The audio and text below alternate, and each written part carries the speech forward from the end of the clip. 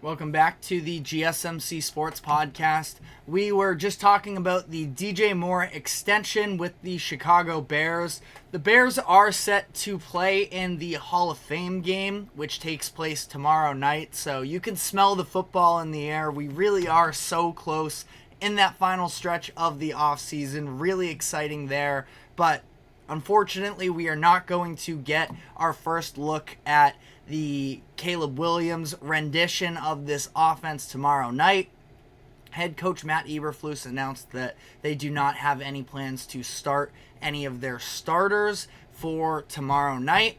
It sounds like eventually the plan is to have, I think the rep range that they were looking at for Caleb Williams was 55 to 65. I saw on ESPN that that's supposedly the range that they were looking at, considering that's where some of the first round picks from last year, how much experience they got in the preseason. So ultimately, we will see on that front in terms of when we will get to see Caleb Williams. It's sort of TBD on the week 2 game, which I want to say is against the Colts, but I could have that mistaken, and ultimately, not all of that important ultimately. It's against the Bills, but, I do think that it is probably the right decision for the Bears on that front. We additionally saw that Aaron Rodgers is not going to be playing, at least in the first preseason game. This I 100% agree with.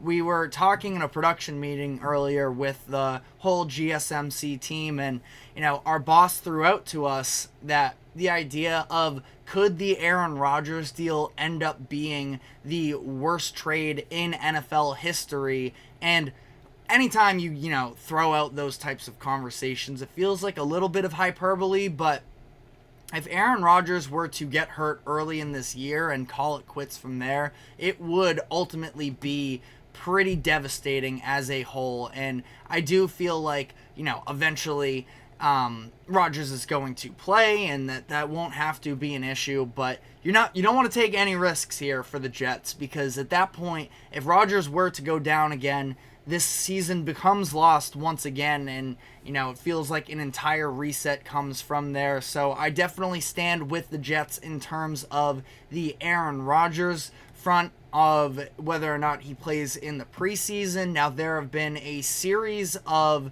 videos that have been circulating from Jets training camp of him having some words with some of his receivers, notably Garrett Wilson, and a lot of people are sort of putting a lot of stock into that.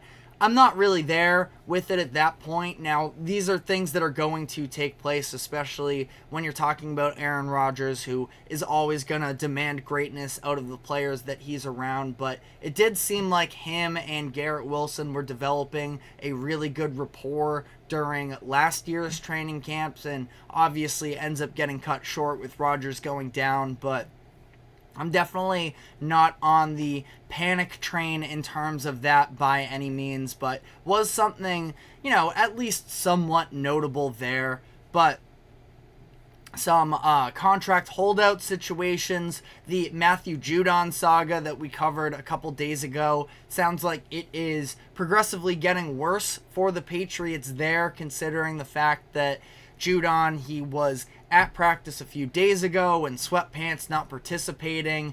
Just a couple days, a day later, he ended up coming into the Patriots facilities and got in what was reported as a, quote, animated discussion with Gerard Mayo and members of the front office. And then yesterday, he was a no-show altogether. So seems to be getting worse here. Matthew Judon is looking for a new contract extension. We talked about this the other day. While he does have himself to blame to some degree in terms of the fact that he's only making $6.5 million this year because of the fact that he chose to restructure his deal to push up some of that money.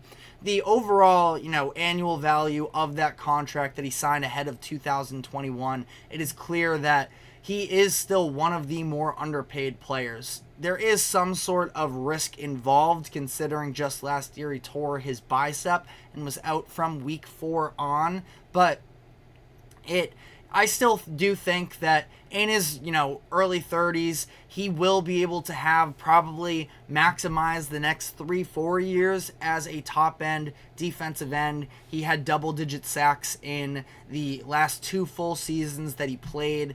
I threw out the idea of giving him an incentive-based restructure this season that would tie into games played and overall number of sacks to try and at least, show some sort of reward if things pan out there. But it doesn't seem like Judon is going to be on the Patriots for much longer, which is a little bit unfortunate for the Patriots considering he's been just about their best player the past few years, but also, for whatever it's worth, the bar's been pretty low on that end as well. So we'll have to see how all of that plays out. We still have some hold-in situations. Haven't covered yet that Trent Williams is also looking for a new contract extension and that he is holding out from 49ers training camp. Trent Williams is a little bit of an interesting one considering where he's at in his career, now 35, 36 years old. And to be fair, just turned 36 years old. And to be fair, he's coming off of 3 straight All-Pro season, All-Pro first team selections, so he still feels like he's at the peak of his powers. And we've seen, offensive linemen be able to go a little bit later in the season as well. But that is sort of a wrinkle that I wasn't necessarily anticipating. We've been hearing about Brandon Ayuk all off-season long, but, I'm sure the 49ers would have preferred to have all of this offseason go a little bit smoother considering they're coming off of this Super Bowl appearance. And, I do feel like to some degree this is the season for them to really cash in where they have all of their players under contract. And once Brock Purdy's new deal kicks in, assuming they do end up paying him, which I would be very surprised at this point if they don't, but once that happens, they're going to have to, cut some costs elsewhere on the roster. This is an open NFC, and they probably have a great chance. And, open NFC, I will just quickly here address a comment from Shots Below the Belt where he says, I smell about 3 or 4 wins for the Giants this season. It's interesting. I haven't been able to look fully at their schedule. We're going to quickly here. I've been using Sharp Football Analysis. No free ads or anything, but it is free. And I feel like I like the algorithm they use in terms of balancing out the ultimate schedules here. Giants are looking at 6.5 wins per the schedule, the 20th hardest schedule in the league. So, 3 feels probably a little disrespectful, but... And I also, I like Brian Dable as a coach, so I will stand by him there.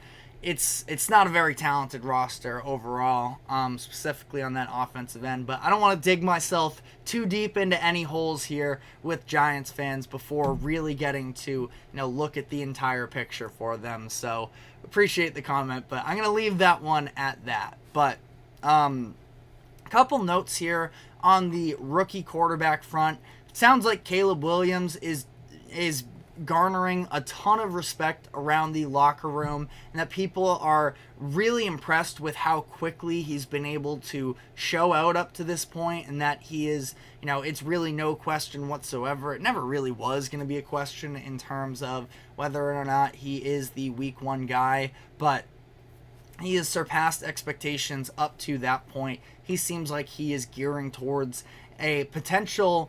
And I'm not one for, sort of overreacting or anything, but based off of the weapons that are around him and the talent that I do think he has, I do think that Caleb Williams could potentially have an all-time rookie season. CJ Stroud had debatably the best rookie season from a quarterback of all time last year, and I think that he can put up, similar production with, granted, more around him, but I'm very high on that hype train. But coming back around to the Patriots here, first couple days of padded practice have not been very impressive for their 3rd overall pick, Drake May, which is definitely disappointing to hear on that front. Now, at the same time, it's just a couple days into training camp. You can't put too much stock into it.